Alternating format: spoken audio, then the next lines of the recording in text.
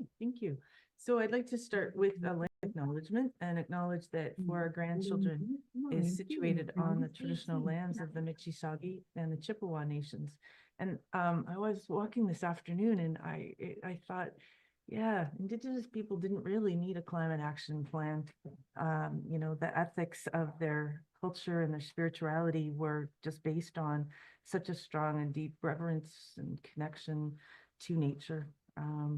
So I just want to start this by saying I'm grateful to the Indigenous folks all around the world for the wisdom that they have shared and their willingness to work with us to move forward. I'm also aware that there's a lot to be done to honor both the treaties, which are legal documents that still apply, and there's much to be done to honor the 94 calls to action recommended by the Truth and Reconciliation Commission. So who are we? For Our Grandchildren, or as we call it, 4RG, is a climate action group based in Peterborough, Nogujiwanong.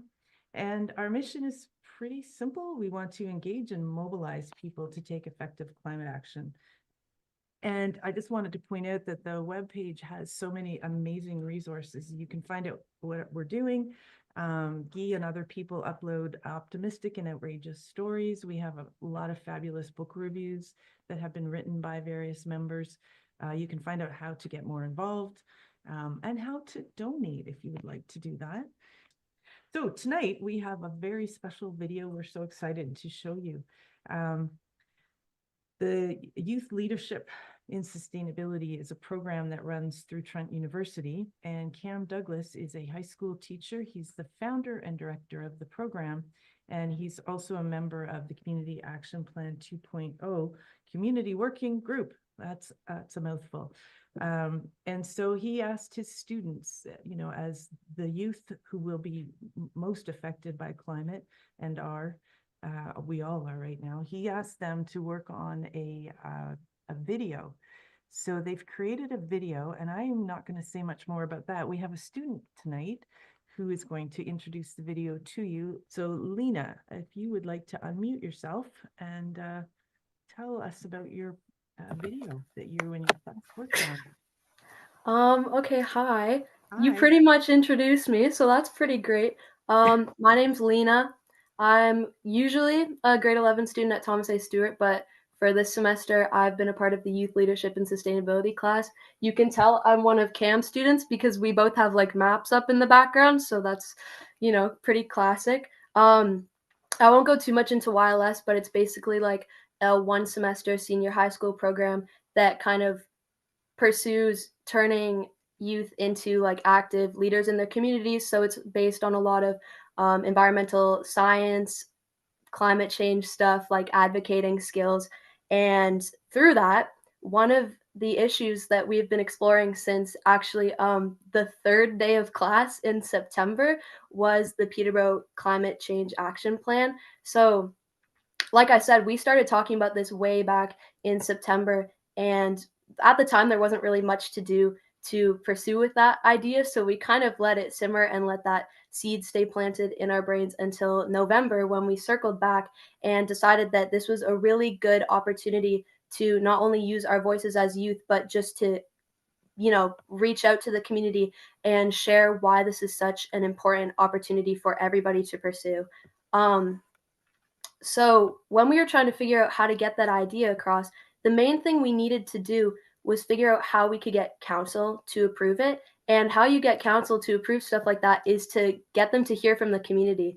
So we needed to find a way to reach out to the rest of Peterborough and get them on board. And we weren't really sure how to do that because there's a lot of people in Peterborough who have different acclamations and interests. So like some people could be really into climate change. Some people don't know what it is. So what we were really trying to target was just the average citizen, and how we were planning to target that was to get them in a way where they could make really concise connections. So what we landed on was a very short video. And in that video, we explored 3 different topics that are very simple and easy to understand. So you'll see it later, but it's the type of thing where if we were to come out in a video all doom and gloom with a bunch of statistics showing where Peterborough's at now, where it's going to be in the future, if we do it, if we don't do it. There's not going to be a lot of comprehension of that from the average person, because people can't really take the idea of a net zero city and connect that to their daily lives. But what they can do is take the idea of better, cleaner transit or more adaptable housing, and they can see how they're going to live with that and how that's going to change their lives quickly. And that's kind of what we needed to get people to reach out to council and tell them why they wanted to think about this. You'll see we start the video with this really powerful message about how this plan has really big saving opportunities for Peterborough, because a lot of people, they don't care about social or environmental impacts, but a big thing, especially in the political landscape right now, is the economy and GDP and stuff. So if we talk about how this is not only something that can help us environmentally and socially, but something that will have direct savings, that is just another brick to the wall that kind of gets people to really want this idea. It's just a really exciting opportunity. So yeah, we're excited to show it to you guys. Oh yeah, I started my day watching it. Cam sent it to me yesterday, and it was like, oh, this is so perfect. Yeah, thank you. You and your classmates did such a great job. So I'm going to share the screen. We'll show it right now, and then I understand, Lena, that you'd like to comment on it again at the end of it about the release of it. Do you want Peterborough to save $1 billion?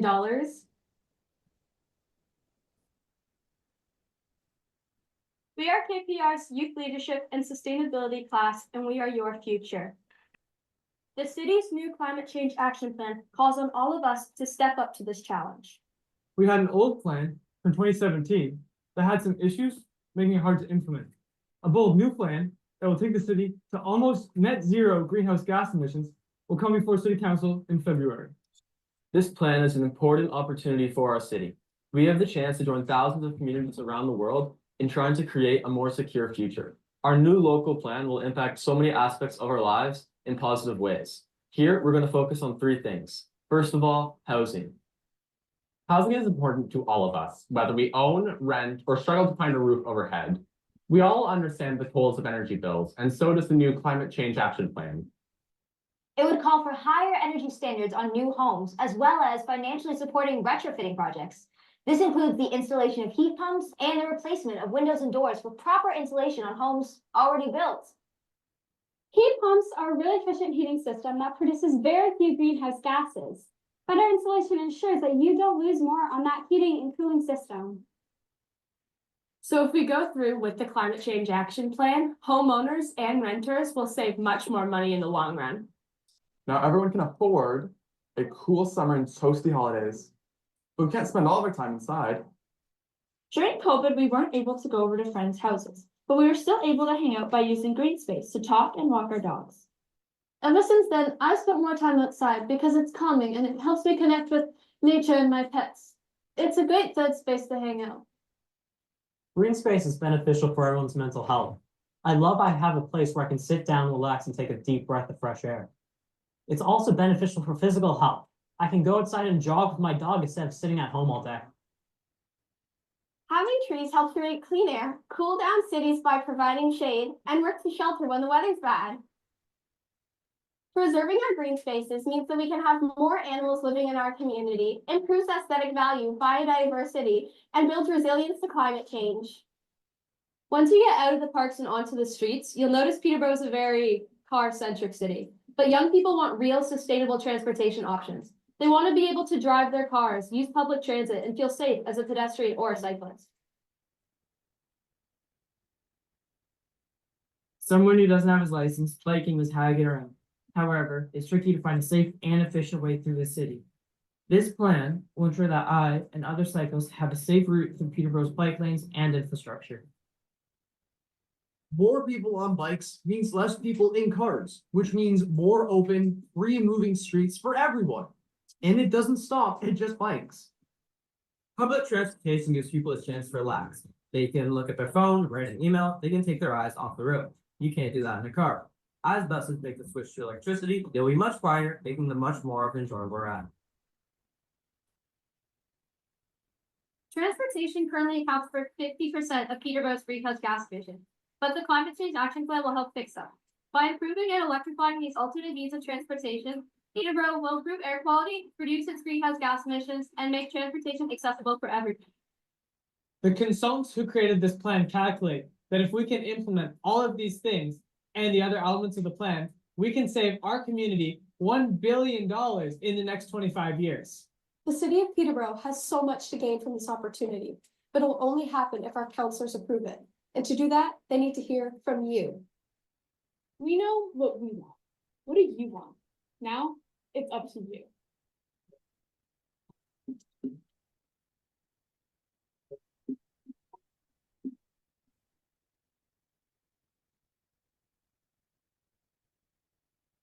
Amazing.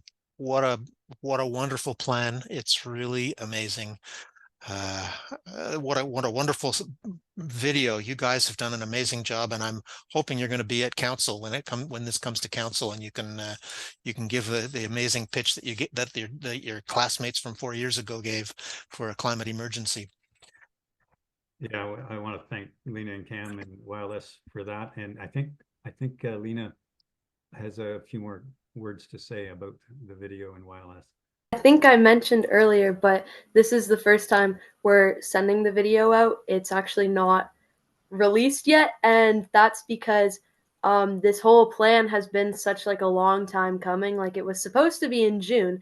So the plan, I think, is supposed to be released on January 31st, which means that January 31st is the day that we'll be releasing the video as well.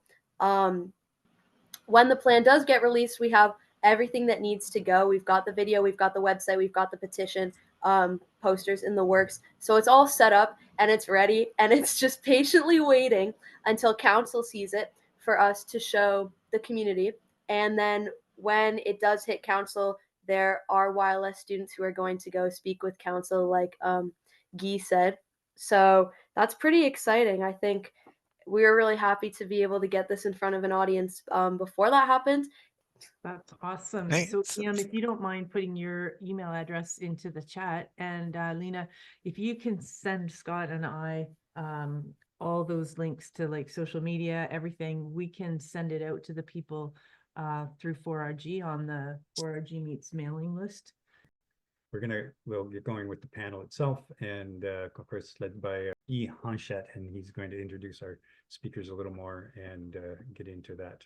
Thanks, Scott. We all do know, I hope we know, we've known for quite some time that Climate Change Action Plan 2.0 is coming to council soon. Oh, first I want to stop and say, Cam, I love the title of what you've put there. It is so perfect for that YLS, that video. How can we save $1 billion? $1 billion is a lot of money, and we need to do it. So anyway, I was on the Climate Change Action Plan Working Group as part of the public consultation, along with some of the other people on this call. The first time that I saw the presentation, I was mostly attracted to what they called the co-benefits rather than the greenhouse gas reduction benefits. And buried in tiny little details way deep in the body of the presentation that I saw, it talked about a $1,000 million negative cost. And I thought, no, that's not the right way to talk about this. We need to say it's $1 billion and we're going to save $1 billion. It's not a negative cost. I wanted to make that the highlight of the presentations that we make to people, and that's what I'm hoping we can do today. And I know that's what the video that the YLS team has done, $1 billion savings. The notes I made at the time, I said, amazing opportunity not to be missed. The sooner we start, the more we save. Let's get on with it. And I think that it's kind of at this time, it would be even like we should probably go ahead with this plan, even if we weren't going to reduce greenhouse gas emissions, just to save that amount of money. And I would like to ask Beth to show a little cartoon that many of you will have seen, but it seems to exemplify this just really nicely. Beth, can you show that cartoon that we talked about before? There it is. So this cartoon has been around for quite a while, but it says exactly what I just said. What if it's a big hoax? We create a better world for nothing. All of those things, and especially clean water, clean air, healthy children, renewables, jobs, green jobs, sustainability, and saving $1 billion. $1 billion is a lot of money. Anyway, that's thanks. This cartoon has been around for quite some time, and I've loved it ever since the first time I saw it. So the presentation that we saw turns the whole concept upside down. We don't talk about we're going to save some greenhouse gas emissions, and by the way, one of the co-benefits will be to save some money and have a nicer place. We're going to talk about this today as though the co-benefits are the reason we're doing it, and that the greenhouse gas emissions are the side effect. So that's what we're going to start with. And I've got Stephen Hill and James Byrne here. They're the experts who actually know something about this, rather than just me, who just I throw up my arms in the air and say this is really important. But Stephen is an associate professor and director in the School of Environment. He's been interested in understanding how we develop climate solutions. He tries to connect students with the community so that they can bring their ideas, theories, and practices to action. Congratulations, Stephen. James is the City of Peterborough's climate change project manager. His focus with the city is developing projects and programs to mitigate community and municipal greenhouse gas emissions and to save $1 billion, James. He's creating solar PV community map for residents and businesses. He's identified solar potential of their buildings, installing community and corporate EV stations, and is soon to launch home energy retrofit program called Better Homes Peterborough. James, it's really amazing. Can we start, though, with the 2016 plan, which I know was passed into action before you started with the city, but people have previously criticized it because it seems to have just sat on the shelf for 8 years and had nothing, had no impact. But when we were talking a couple of weeks ago, you said, oh, no, you're wrong, Guy. There's been some things that this has caused. Can you talk about some of the positive effects that the previous climate change action plan have had? Yeah, sure. Thanks. Hi, everyone. So the 2016 plan, I think the big thing was having the plan, having the first document to chart Peterborough's path forward. That plan, for everybody's knowledge, went to 2031, had a variety of actions to reduce emissions by 30%. Now, the reason why it may have been seen it didn't get off the shelf early enough was a matter of fact of staffing. There just was only one person doing the job, and it's very difficult to get some of these actions that require, especially community actions, a lot of work to build connections with different partners in the community, and also to start to build the internal workings within the city. So it took a long time, and then it doubled, staff doubled, and then it really started to go down the path of acceleration. And some of the key projects that came out, and the big one is the Better Homes Peterborough project, which was an action in the original climate change action plan. It was to develop a home energy efficiency program. And so we did at the city beginning near the end of 2020, we worked towards doing the feasibility study. Then we went towards doing the program design. And then we went to the federal government asking for capitalization money. Then we got that. And now we are near the end of about to launch the program in spring of this year. So it was many years in the making, but that was a key point from that plan. Great, thanks. And it's good to know that the plan didn't just do nothing. Did it have anything to do with getting us to pass a climate emergency? You think the existence of the climate plan had some assistance in getting that passed? I think it was one of the key things that the city had done. I think also the climate emergency declaration was, council received that as a will from the community, because many delegations that had happened during the fall of 2019, which was, I think it was like a watershed moment in the climate movement. I think it all ties in together, but having a plan already in place signaled to the council at that time that, hey, we already were thinking about this, and we're in this moment, let's do it, let's go deeper. And with the plan, or with the emergency declaration, it did change the target from 30 to 45, and then brought net zero first, which then required us to build this plan. This plan is a direct byproduct of having a longer term vision 25 years into the future that looks at net zero, because the original plan never went that far and never went that deep. So we needed a plan, but we still had enough projects to work it from the original one to move into part 2. And to be honest, there'll be a part 3 in 5+ years, constantly looking, reevaluating where we are as a municipality and as technologies evolve. Maybe some of the actions that we deemed were not truly feasible in this plan, i.e. hydrogen is, I don't think will be ready in 5 years to be truly game changer, but maybe by 2035, it will be a mature technology. So there's many things that this plan is just one out of many different steps forward. And the first one, we had to have a first one. And so that's what it was. Terrific. And I want to just point out to everybody here, I was at the council in the room when YLS made their presentations for that climate emergency, and it wouldn't have happened without them. They were so powerful and emotional, and there was not a single councillor who could say no to that. I know Kim Zippel, who's on this call, was also present when that was passed, and it was so powerful having all those young people stand up and say something like, "This is our future that you're tinkering with. Make the world good for us." Anyway, I want to talk now about the $1 billion, because that was the first thing that I saw in there, the $1 billion. And I tried like anything to do a Dr. Evil imitation, but it just failed completely. Yeah, there. Thanks, Stephen. It failed completely. So I just wanted to say, I know that the billion has been downgraded from $1 billion to 948 million or something like that, but I still think should call it $1 billion. And I'd like to point out to everybody that's $15,000 per resident in Peterborough. It's a lot of money. It's a lot of money. So can you tell us though, James, where's the money coming from and where's it going? How's it being spent and who's getting the savings? Yeah, so the amount of investment to get to that savings, it's been calculated by the project consultant to be $2.2 billion of investment across the community, and that's within residential, housing, commercial, industrial, transportation. It's all that within the city boundaries. To get to a net zero future would cost $2.2 billion. But the savings is over $3 billion and then gets to our little shy of $1.449 billion. So that most of that money will come through a variety of sources that we've identified. There will be required support, probably from the feds and from the province, but there'll be investments from businesses.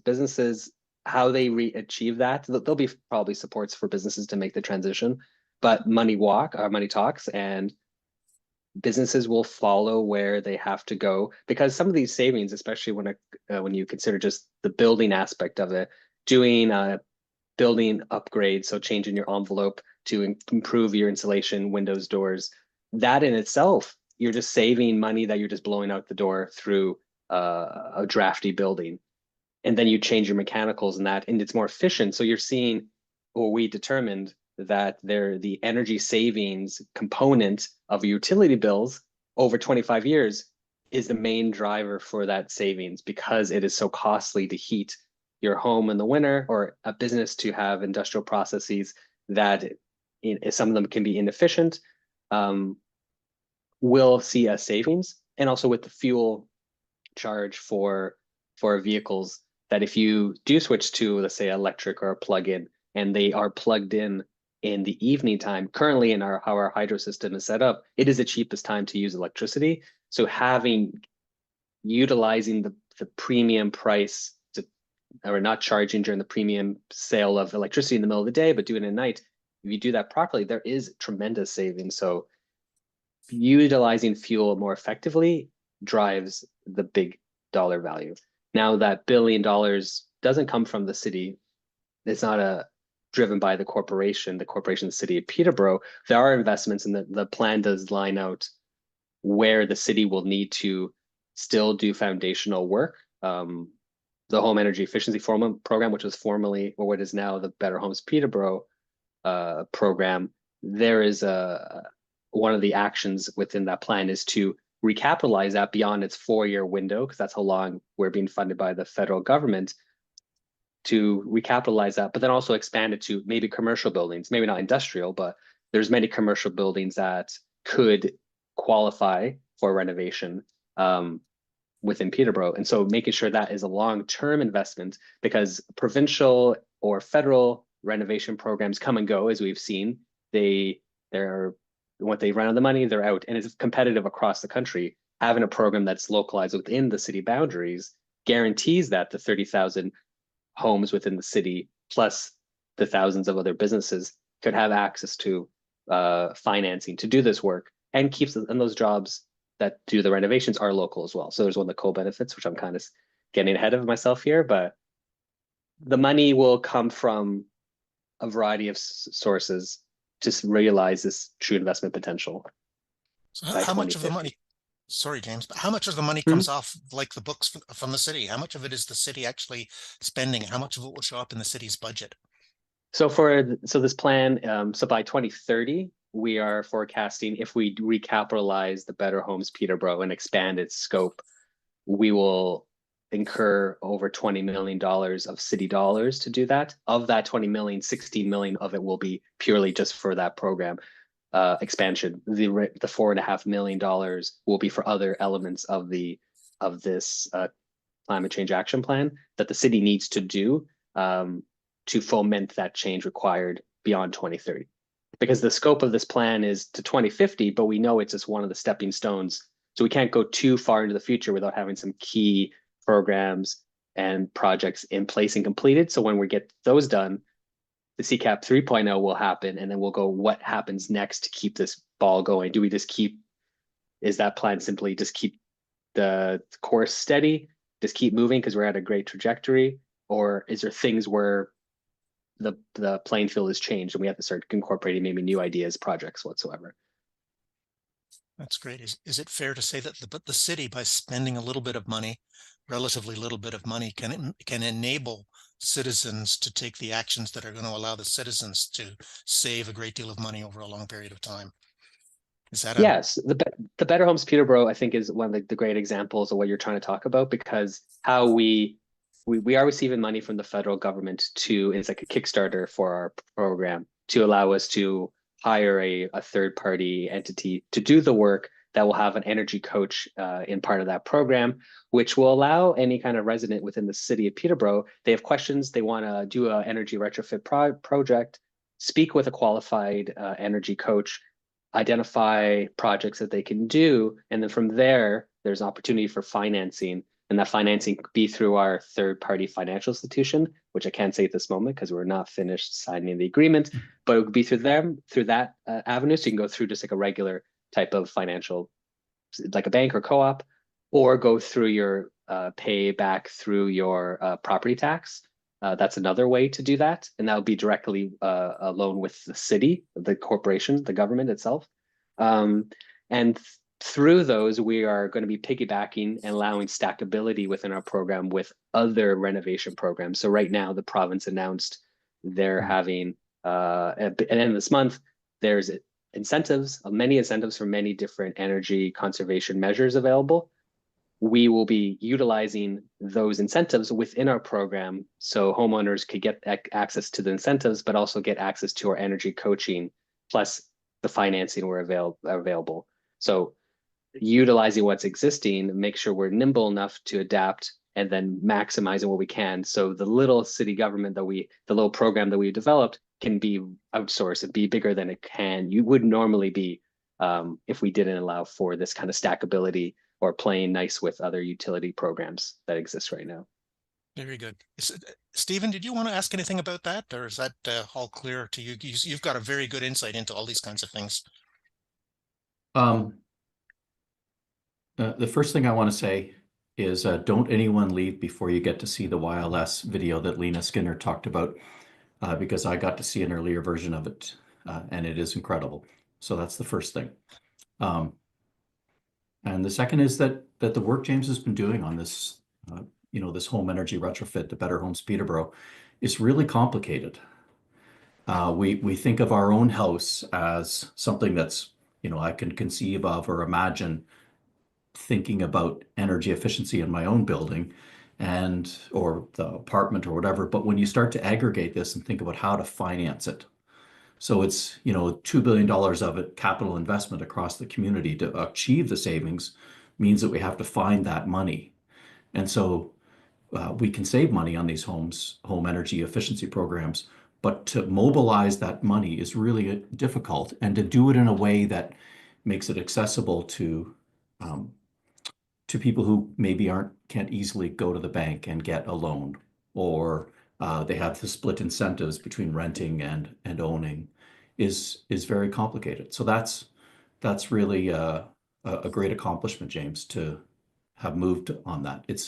We sort of think it as something that could be easily done quickly, but it's not. It's very complicated, and so it's going to pay dividends for years to come. And the idea of James saying the stackability, that other programs come or go, is going to be really important, because then we can make access. And the other thing, James, I guess I'd ask, because I know how important these energy efficiency programs are for addressing energy poverty, if there's any kind of special considerations within that. Energy efficiency, energy, if you are low income, is a much bigger chunk of your budget than it is if you're upper income or middle income.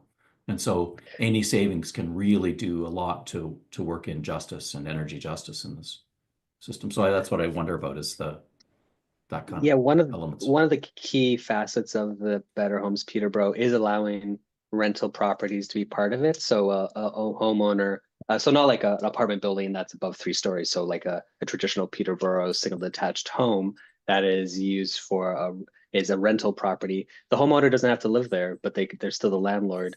But they can allow that property to go through a renovation. Some of the programs currently exclude those kind of houses. You have to be owner occupied. So this allows for many of the Peterborough homes that do exist, we have a large rental contingent in the city, are at least eligible to participate. Now, landlords do not have to do it, and especially if the tenants pay their utilities, that is where energy poverty, I think, is truly, flares itself up in these old homes, which need to be renovated. Having our energy coach speak kind of the language that landlords can see, it does improve the property value. But then also we have to be cognizant we don't want to see these homes flipped and turned and sold as a single, they're no longer rental units. That's one thing that those rent evictions, as much as we try to protect against it, I don't know how it will truly play itself out until the program goes live. But we don't want to see we're losing our rental stock for homes that do reap the benefits of a renovation, but then no longer are doing its purpose of being for renters. So thanks, James. Yeah. Can you tell us more about the energy coach? It's such an interesting position. I'd like to, I'd always try to encourage students to think about that kind of job where they combine their so many different skills. And, we all need coaching in our life, and I think that's a big area to help us. So I haven't met the coach yet. We haven't hired the coach yet. No. But the skills that they'll have, so they'll have a building science background. That's one of the key goals that or the skill sets they're going to have. And also be very, approachable and easy to communicate, kind of take the building science language and make it easy for a homeowner to understand where there is, opportunities to make a change in the building, which is key. And we are allowing in the program, everything doesn't all happen at once. If people are financially constrained, they don't want to get, go into a risky debt with the cost of living that we're in right now and unknown future tariff wars that may happen in Canada. People may want to take little chunks off.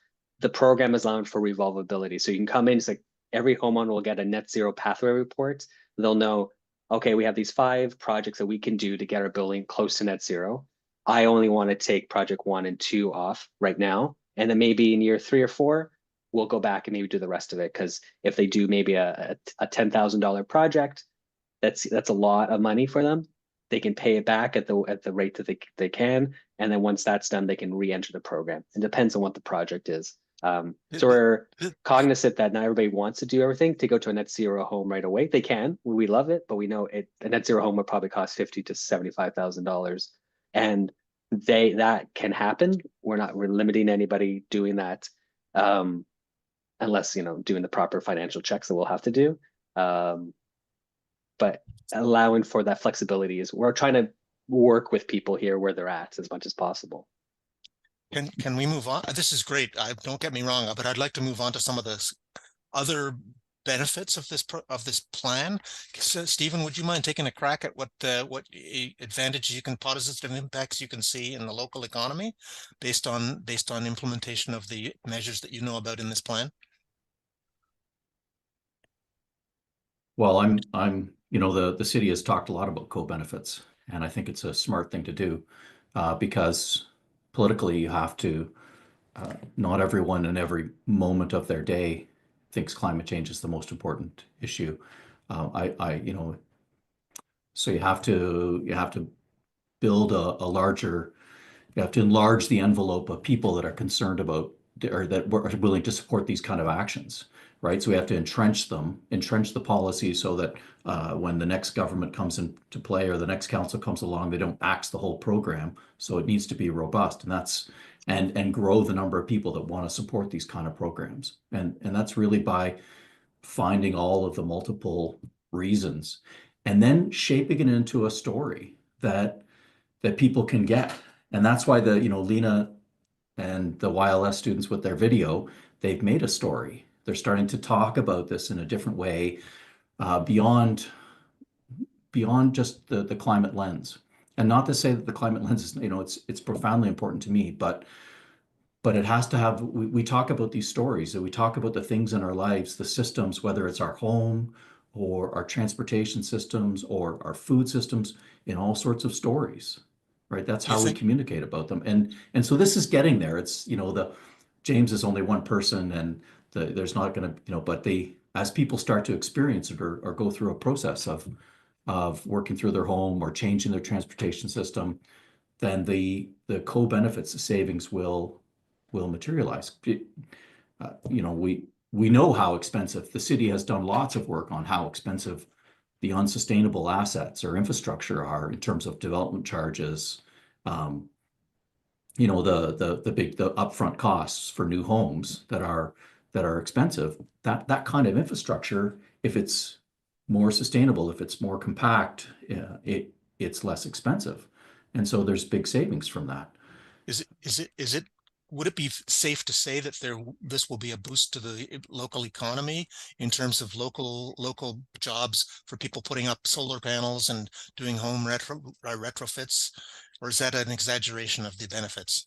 Well, money that stays in the local region. So from an energy standpoint, if we're not sending dollars abroad, if we're not sending dollars out of the community, we're staying here to service the kind of renovations or other things, then for sure that keeps the money in the local economy. We may not be exporting, you know, sending out expertise or manufacturing those things. I would also just on this call just make a hat tip to Bob Willard, who has spent several decades talking about how to show the economic benefits of green action, of environmental action to institutions. And so, you know, it's what drives a lot of the action. One of the reasons that a lot of corporations have taken a lot of action, right, is they see the economic benefits. They see it in their marketing. They see it in their consumers, and so many of them are ahead of government, who are afraid of their own public. Okay, thanks. And another one of the co-benefits that's listed in the presentation that I've seen is aspects of local public health. And I saw Stephen Piggott on the call earlier, and I was wondering, Thomas Piggott rather, I was wondering if you could talk about that a little, James, of what the local benefits to public health might be. Yeah, so Peterborough Public Health was part of one of the partners in the community working group in development of this plan, and identifying that this is not an adaptation plan, but reducing emissions does make adaptation easier because we are avoiding extreme weather events, at least reducing the amount of extreme weather events. We still will experience them, and they still will increase, but we're trying to delimit the amount by the end of the century. So the YLS students, when they are part of 4R grandchildren, they will hopefully have less than there was now. The true cost of the public health, avoiding, you know, and doctor's visits, emergency hospital visits, those values are not calculated in this, but the consultants did recognize it is a large sum of money that will be avoided costs that by doing this, it's kind of back to that original cartoon, and it's an ethos, I believe. Do these things will have a tremendous benefit, reducing the amount of pollution, just calling it pollution as it is, because that does have ground level ozone. There's smog. There's a bunch of things. Cars drive around every neighborhood in the city. They're everywhere all the time, which produce pollution. So removing that to just electric vehicles, if we can just do that, just our light duty vehicles switching to electricity, that have tremendous reduction of our air quality or improvement of our air quality, which I imagine would have a measurable benefit by public health in some way or some form. So yeah, it's kind of unfortunate, even if, oh, sorry, go ahead, Stephen. Well, the public health side, this is the challenge, I think, for public health, is they're constantly saving, they're spending money to save us all sorts of things. But the air quality benefit, the quintessential example is the phasing out of coal in Ontario, which was led by the Ontario Medical Association, right? So in the when it was initiated, that was an all-party consensus to do it. It was to phase out coal. It was a matter of how fast to do it, but it was driven by the smog days, the air quality. And then when it finally was accomplished in 2014, Al Gore and others came to congratulate us on the greatest greenhouse gas reductions in North America. But it was motivated and driven not by greenhouse gas reductions, but rather by smog. Thanks. And there was also some talk about local environmental health that shows up in the, improvements to the local environment. Is there, I know, again, that's probably not measurable, but it's noticeable. James, did you have something to add about that, or? Yeah, I mean, one thing is land use. This plan does talk about land use as a key function. How to increase density is a benefit, and it does save the city. The city tax dollars are saved through having a denser city. That means we're not building out to a suburb more kilometers of sewage, more roads to be maintained, all those utilities that have to be serviced does get spread around the community through your property tax. Having a denser community, we're building less of those kilometers out, and then we're building more people in that same, so we have more people to pay that tax. So we're actually benefiting everybody, but by keeping the city boundaries intact, we're not constantly annexing more and more of the city or more of the surrounding townships to like build homes going further and further afield. Those areas can either remain naturalized or could still be used for farm production, which is great. We're not eating our investments and our natural bounty that we have around us. And that's just one key thing that the plan, I don't truly think speaks to that level, but I think that's what happens. And then to the transition let's go back to vehicles.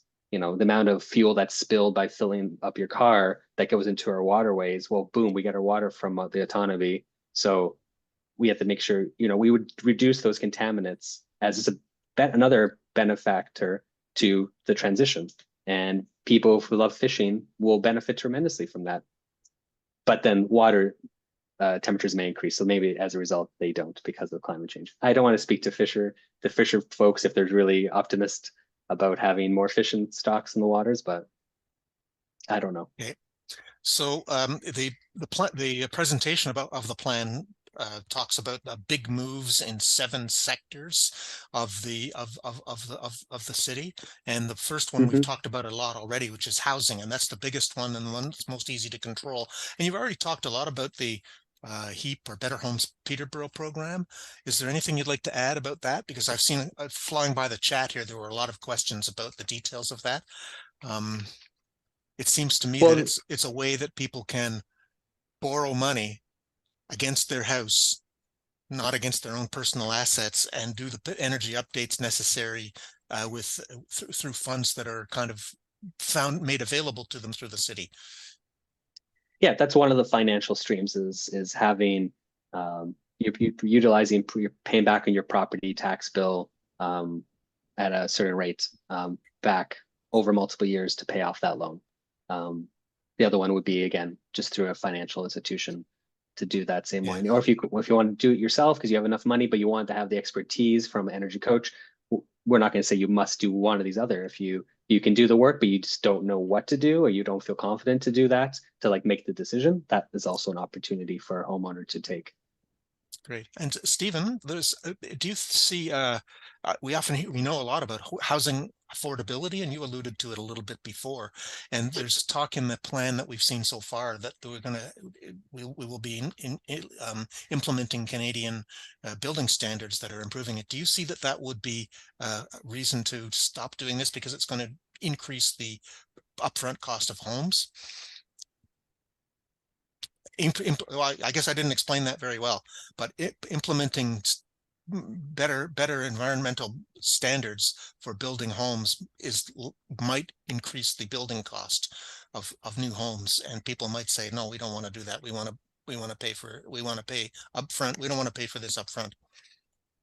Well, some of the incumbent developers will, right? There'll be the resistance, and so that's the importance of actually driving it with regulation. But regulation can drive innovation, right? Regions know that, countries know that. You have to actually put in place the mechanisms to encourage the kinds of innovation that we want. You know, there'll be some aspects in the development community that may move faster on this, right? And so they might see a competitive advantage in actually constructing in the new homes, the net zero homes. You know, Guy's talking about the step energy, the building code. The building code is changing, and by 2030 will include any new buildings will be net zero. So that's to happen at the federal level. Provinces have agreed. It's one of the things they actually have agreed to. So that's unfolding at a regulatory level. There'll always be that, you know, there'll be challenges to keep moving that forward. It'll slow and stall. Just like on the residential side, some people might remember in the Green Energy Act of 2009, one of the first proposals was to have an energy audit done every time a house was bought or sold. And it was dropped from the Green Energy Act because of the vehement opposition of the real estate industry. So, you know, but that's the time to do a lot of these renovations, is in the transition between one owner to another. And so it made a lot of sense. But someone was going to have to pay for that energy audit, and most realtors thought it was going to be them. So they pushed against it. So it's just it's something to expect from the politics, is that the people are going to resist a lot of these initiatives. And so it takes and needs mobilizing action and mobilizing voices, creating a constituency of stakeholders and actors that see the benefits. So that's why you keep saying we're going to save $1 billion. It saves money. This makes the city better. Trees keep us from getting too hot. Bike lanes actually reduce congestion. They don't increase it. So the stories and the way we sell this politically matters. So turning this upside down and selling it on these co-benefits is more likely to stick with people who don't have the same passion about greenhouse gas emissions as we do. You know, and Al Slavin's written to say, you know, the extra cost is small. I know it is. But you don't even say, you just say extra cost, like it's you know, it's a better home. It's not, and it probably isn't an extra cost over the total lifetime cost of owning the house. The thing that doesn't pay off is granite countertops in your kitchen, or, you know, whatever, all sorts of ridiculous things people put in their houses that don't have any kind of, we don't think of them as a payback. We think of them all as for other reasons. Yeah. Can we move on to the transportation section of the big moves, James? What's the plan going to do about transportation? Well, a lot of the key transportation actually is being covered by some existing plans that haven't been fully implemented by the city. So the transportation master plan has many actions already there that hasn't been fully realized. So doubling down, achieving what those to see a mode share change. There's also the cycling master plan as well. They're already key things. We don't have to reinvent the wheel. We already have them. Let's just go full force into them.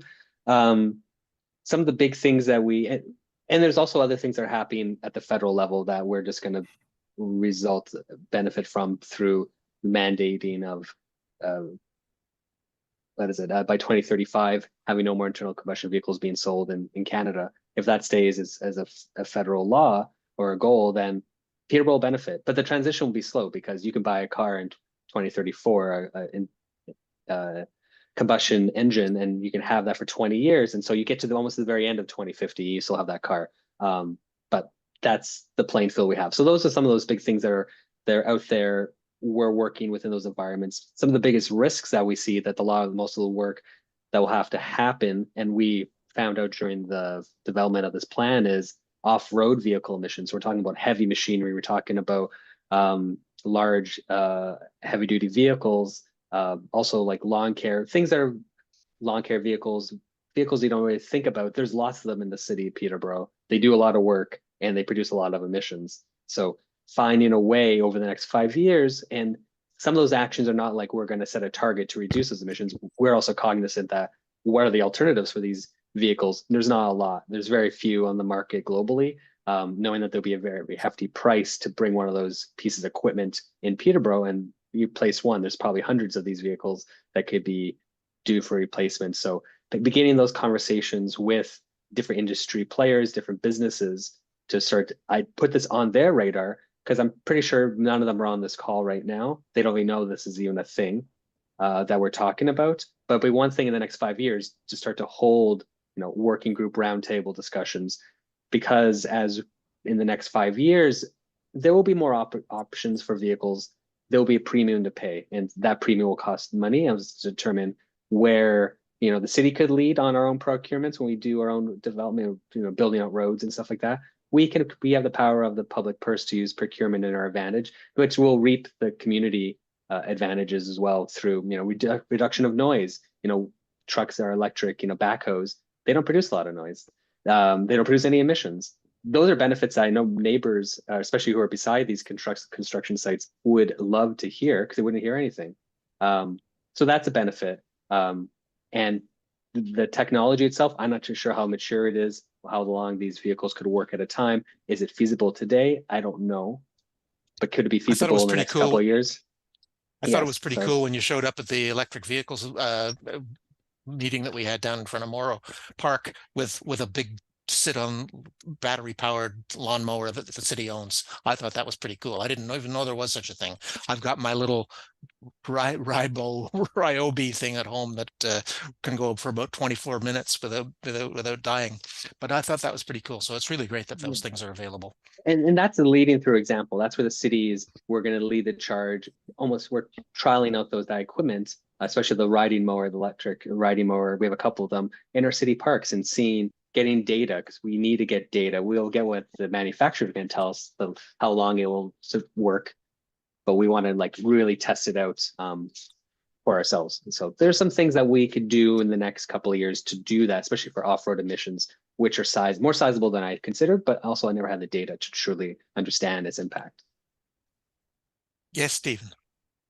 I want to highlight what James was just saying about the data and the analysis that's gone into this plan. We haven't seen the full plan. We've seen a presentation, and so I know it's a work in progress. But one of the things with the Climate Change Plan 1.0 in 2016 was that there was a lot of hand waving and aspirations and a lot of community engagement about all the possibilities of things that could be done, some of which were in the control of the city and others that weren't. And my read on what's been done here with James and the others at the city is that by bringing in the consultant that's done a lot of the modeling and really tried to do the analysis, they're able to ground truth to actually, it's not magical thinking about here's all the things that are gonna, could happen or might happen. It's actually saying this is what we need to do in terms to move forward on some of the concrete actions that need to happen to get to net zero. And this is the kind of what people should expect in terms of cost. So there is something qualitatively different about, or I guess quantitatively different here, in that there's a much more robust set of analyses. And of course, it'll get better with each iteration as they learn more, as the government, as the city learns more, and they can incorporate more information and data each time. So it's a pretty big benefit. But we do need to, someone's actually mentioned in the chat, and I also emphasize this, there's not a lot of broad knowledge. So it's good that someone like 4RG is doing this about the fact that this plan's coming out. No offense, James, but it's going to hit the city council, and we do need to make sure that city council knows there's all of these benefits. Thank you, Stephen. That's one of the things that we want to do today, is talk about how we citizens can help make the council aware of the coming of this plan. Perfect. Okay, thank you. And so before we go into the Q&A, we see there's a lot of good questions in the chat. And I'm sure some of you have some questions, but we just want to turn things over to Marilyn Freeman for a second. First of all, I want to give a shout out to the 100+ people who registered for this call and the 80 people who are actually on the call. So we've been seeing polls out there saying that people don't care about climate change. Don't let that fool you. People care about climate change, just judging by the numbers that were on here tonight. Secondly, obviously a big thanks to James and Stephen and our moderator, Guy.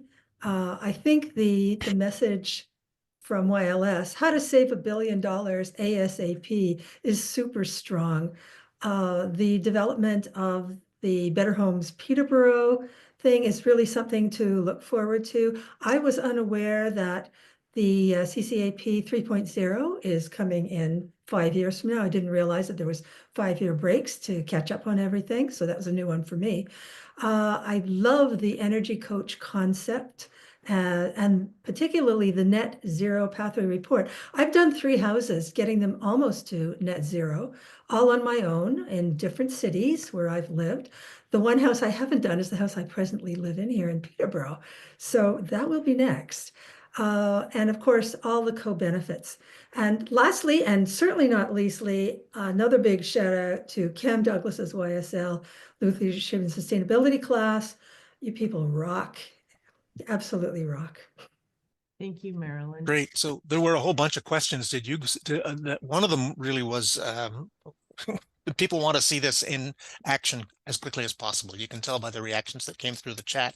But Scott and Beth, were you monitoring other questions that we should pose to James and to Stephen? Yeah, so I'm just scrolling back down through a bunch of them here. Quite a few good questions. So does the plan include a city policy to build net zero for new city facilities? And what is the process for the development of the plan, and how will citizens be involved? Some of that's been covered. Yeah, the plan doesn't explicitly say that the city will build net zero. It does encourage that strongly through building, through the new builds that will be envisioned in the next, period of time.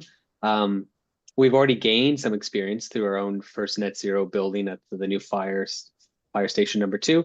They replaced the Carnegie fire station. So that was incredible knowledge that we received financial support from the federal government, but operating a net zero building is going to give us tremendous information that will build the case, I think, for itself to do it. But this plan doesn't explicitly say we shall build more net zero buildings for the city.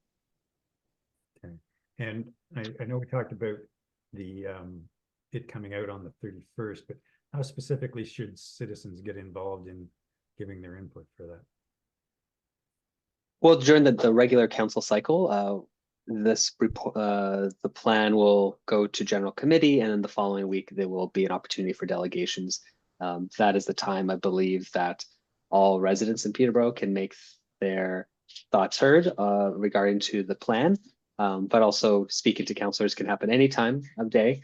You can email, call them, visit them in advance and talk about why this is important to keep going forward. I mean, council will see the $949 million, but then they'll also see the $20.5 million as a potential budget item. So there's different scales here, but that's still a sizable amount of money that council will have to find and plan for. So keeping council aware and keeping their interest in this file is very important. So communicating with your councillor and with the mayor is, I think, the best course of action for any resident in Peterborough.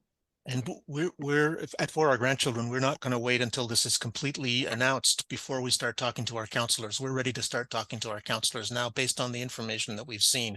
Even though we don't know the details of this, we've got talking points for what you could consider saying if you want to go and talk to your councillor, if you want to call them, you want to write them a letter, you want to write a letter to the editor. We have talking points on the For Our Grandchildren website that talk about some of the things that we heard here today. doesn't talk quite as much as Mike Myers does about the $1 billion, but that's really important. The council needs to hear that, and people need to hear that there's $1 billion in savings available from implementing this plan. Okay, great. So I'm just looking, we're going to go through the questions in the chat and then open it up to any other questions. So Mary Aspinall says, what about the county of Peterborough? Any plans for us? I work a little bit here. I live in Selwyn, and I can tell you that Selwyn Township, not at the county level, but at Selwyn Township, they've just complete. They're about 2 years behind Peterborough City in applying to create a Better Homes Selwyn program, which will be quite similar. It will allow some homeowners to borrow money against the value of their house, have it collected through the tax rolls, and to use that money to do energy upgrades on their homes. For Our Grandchildren does try to influence the other townships in the county to do the same thing. And what we're really trying to do is to get the county to take this on as a kind of a comprehensive activity that would cover all the townships in the council in the county, because having each township do it independently is very inefficient and very ineffective. Most of the townships are too small to take it on. I'd just add to that back, I think in 2019 thereabouts, it was required for, I think, every municipality to have a climate action plan, and they all kind of went through the steps to some extent, but this in Peterborough is another step in a more effective step moving forward, I think. Yes, and one of the actions that Selwyn as well as Peterborough has done is to hire staff to make this happen, but other townships can't necessarily afford that. So we're trying to find a way to get the county to help with that, to share the costs of a staff that would help in all the counties, all the townships in the county, to make some of the actions happen. Okay. So yeah, Laura Wood was asking about, have any aspects of the plan been implemented already and savings demonstrated, or is everything that will be in this plan for the future? It will be the future. I think 95% of the things going forward are the future. The one caveat I'll say is there is a subsection related to waste, and the city is already moving forward with some very sizable waste programs. So the composting program that is up and running as of, I guess, end of 2023. That was one of the action areas that the plan did look at, but they do recommend expanding it to more types of buildings, so multi-residential and commercial. So there's an opportunity to expand, build upon what the program already has, but that is already an action item that's already, bearing fruit for the city. And it is going to be, because it's also a bit of a balancing act, because the city itself considers waste to be a corporate or municipal emission source, not a community source, even though most of it does come from the community.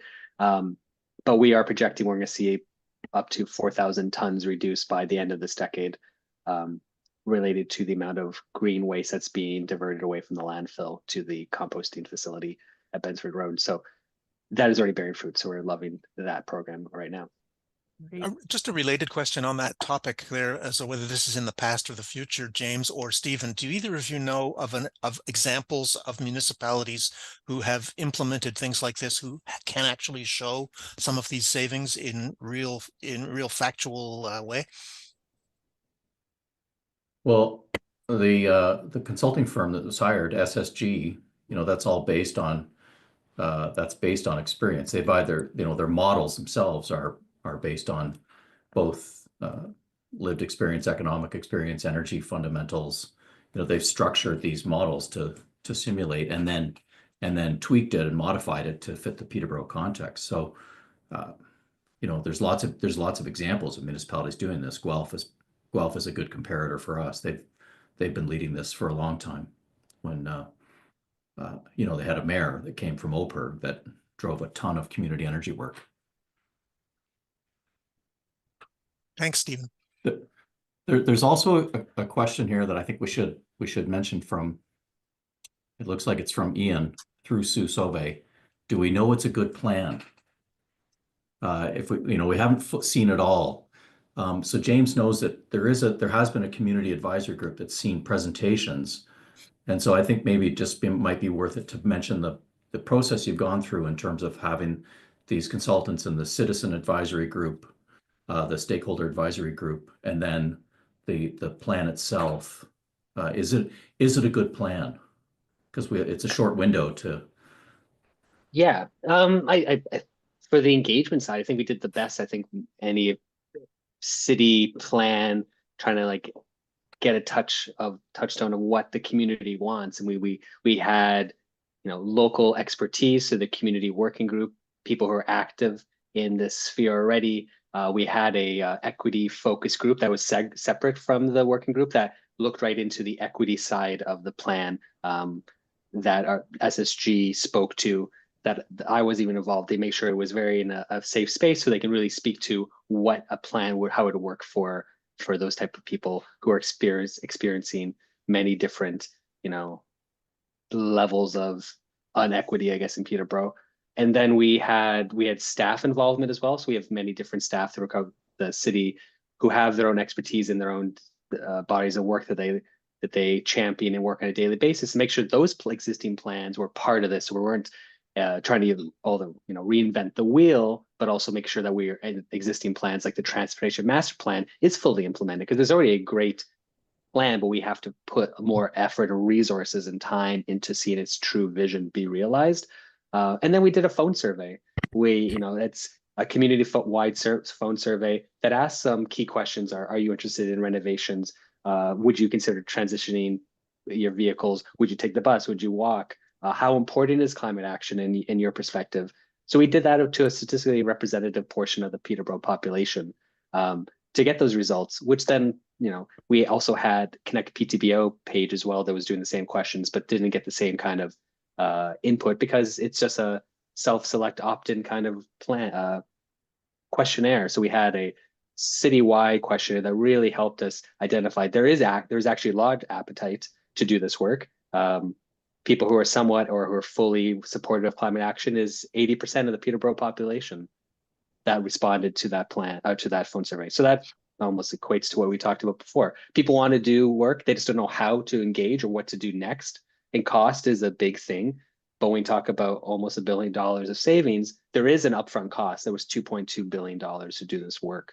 So we have to meet people where they're at, and there has to be different levels of government to support them.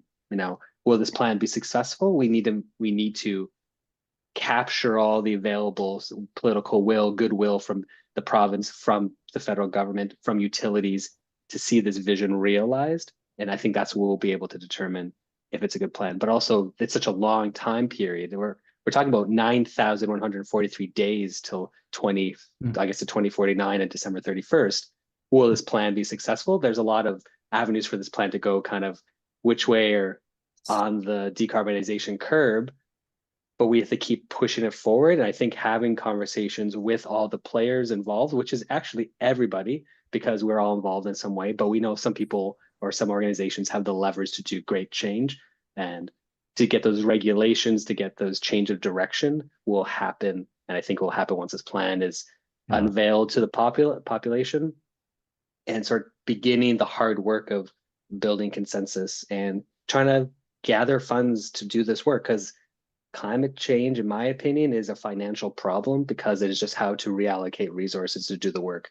Most of the technology and solutions are available right now to do the majority of this. Decarbonization happens without us doing a fusion reactor or really relying on hydrogen economy. We can do it now with what we can just buy currently today. So that's why this plan is a success, because it does use technology that exists today. We just need to refinance or find financial solutions. Yeah. Thanks, James. Guy, can I just highlight one thing too, that it's not just city council that the political action's needed for. That James said it's not just council, it needs federal support, it needs provincial support to, so it's multiple levels. A municipality can't do all of this on its own. And so it requires political action at every level. Yeah, that's a really good point, Stephen. And we're in For Our Grandchildren, we're going to primarily focus on the local politicians because that's where we can have the most direct influence, but we can't ignore the fact that there's other levels of government that have a huge ability to make this go better.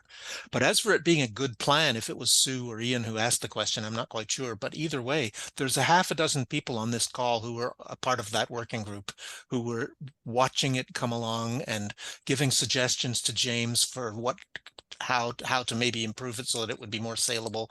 I'm not sure James took all of my suggestions, but he did take some of them. But there's been a lot of people in the public who've been watching this as it went along. And For Our Grandchildren has got a plan in its back pocket waiting to implement about how we can influence local politicians. We don't think we have much influence over Pierre Poilievre or whoever's going to replace Justin Trudeau or Rob Ford, but Doug Ford, whichever one of them is currently around there. But they did. The provincial government just made an announcement.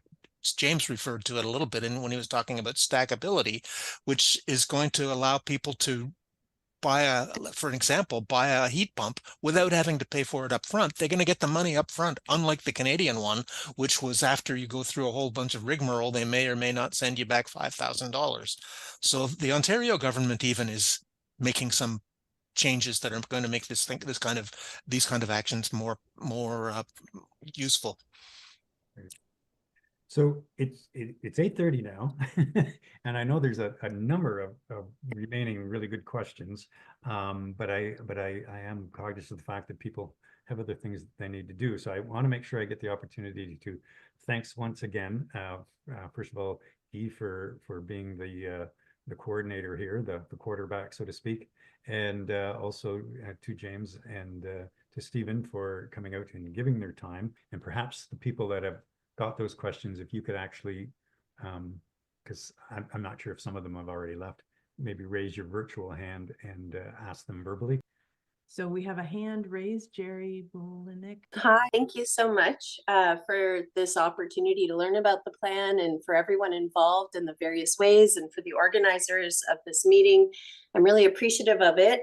I asked questions in the chat mostly related to the housing initiative, but also related to equity considerations. And I do admit I was doing bedtime before partway through this meeting, so I missed the beginning. But I am curious, Stephen, you raised the important question around rental housing, and I was excited to hear about the inclusion of rental housing in the incentives for retrofits and upgrades. But I was wondering whether that is specifically targeted in the funding plan, and also whether there are covenants to maintain affordability following renovations and upgrades. Stephen, you mentioned the renovictions issue, which we know is very widespread, and that is the risk of a program like this. Of course, there's great benefits that have been discussed, and they're very important for all residents, including low-income residents. But we need to ensure protections as well to maintain affordability, because we also know that more affordable housing is being lost at a far greater rate than that which is being built. So maintenance of affordable housing is really important.